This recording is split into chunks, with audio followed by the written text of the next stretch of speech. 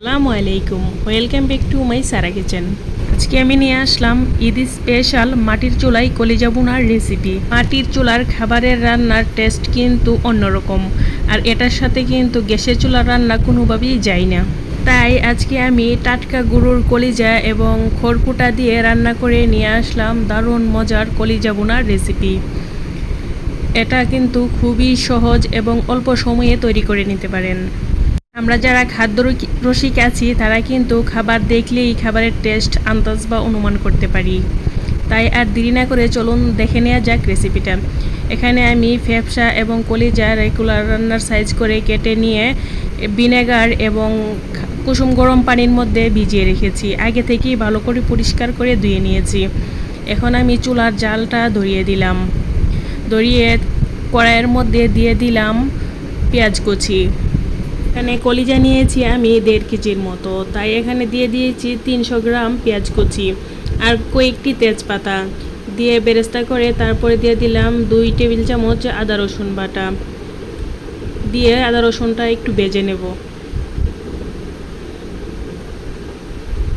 ভেজে নেওয়া হয়ে গেছে। এখন দিয়ে দেব 2 টেবিল চামচ আদা বাটা দিয়ে অল্প একটু পানি দিয়ে মশলাটাকে কষিয়ে নেব।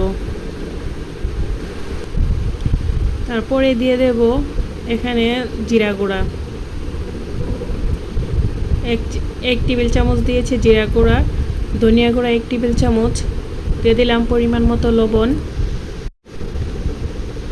তারপরে দিয়ে দিব মরিচ গুঁড়া 1 টেবিল চামচের চেয়ে একটু বেশি।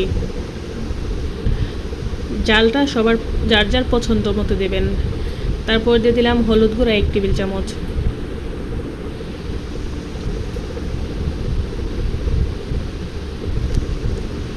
এখন সবগুলাকে ভালোভাবে কষিয়ে নেব। দিয়ে দিলাম আর একটু পানি। মশলাটা যেন পুড়ে না যায় সেই কারণে আর একটু পানি দিয়ে দিয়েছি। মশলাটা যতটা ভালোভাবে কষানো হবে ততটাই ভালো লাগবে কলিজা খেতে। দিয়ে দিয়েছি পাকা 2টো টমেটো। টমেটোটা দেওয়ার কারণে স্বাদও বেড়ে যাবে এবং কালারটাও অনেক সুন্দর আসবে।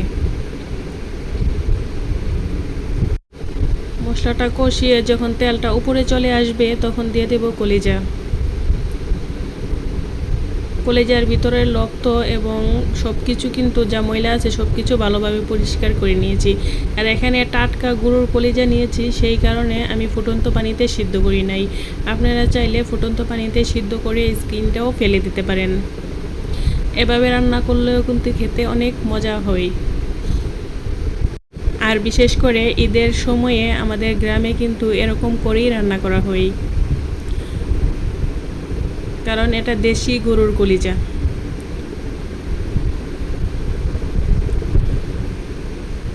তারপরে দিয়ে কষানো হয়ে যাওয়ার পরে দিয়ে দিলাম পরিমাণ মতো পানি। যে এরকম যখন তেলটা উপরে চলে আসবে তখন আবার দিয়ে দিব অল্প পানি। এখানে আমি একবারই বেশি করে পানি দেই নাই। প্রথমে মশলার সাথে কলিজাটাকে একটু ভাজা ভাজা করে একটু পানি দিয়ে কষিয়ে নিয়েছি। এখন বাকি অল্প একটু পানি দিয়ে রান্নাটা শেষ করে নেব। দেখুন মাশাআল্লাহ, কালারটা কিন্তু অনেক সুন্দর আসছে। আর এরকম করে একবার হলেও রান্না করে দেখবেন। আর খড়কুটা দিয়ে রান্না করতেছি সেই কারণে আমার মনে হয় স্বাদটা অনেকটাই বেশি এসছে। সরি, আমি গরম মশলার কথা বলতে ভুলিয়ে গিয়েছিলাম। আমি এখানে গরম মশলার গুঁড়া ব্যবহার করেছি, কারণ গরম মশলার গুঁড়া ব্যবহার করলে কলিজার স্বাদটা দ্বিগুণ বেড়ে যায়। গরম মশলাটা কলিজার ভিতরে ঢুকে এবং খেতেও অনেক মজা লাগে। এখানে আমি গরম মশলার গুঁড়া নিয়েছি দারুচিনি, এলাচ, লবঙ্গ এবং গোলমরিচ 1 টেবিল চামচ উঁচু উঁচু করে দিয়েছি। আমার রেসিপিটা যদি ভালো লেগে থাকে তাহলে লাইক, কমেন্ট এবং শেয়ার করে দেবেন। আর নতুন নতুন রেসিপি পেতে আমার চ্যানেলটিকে সাবস্ক্রাইব করে দেবেন। সাবস্ক্রাইব করার অনুরোধ রইল। আর ইতিমধ্যে যারা সাবস্ক্রাইব করে নিয়েছেন তাদেরকে অনেক অনেক ধন্যবাদ।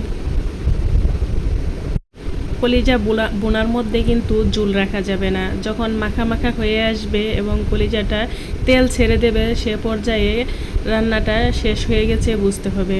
তো আমার সাথে এতক্ষণ আমার ভিডিওটি দেখার জন্য ধন্যবাদ।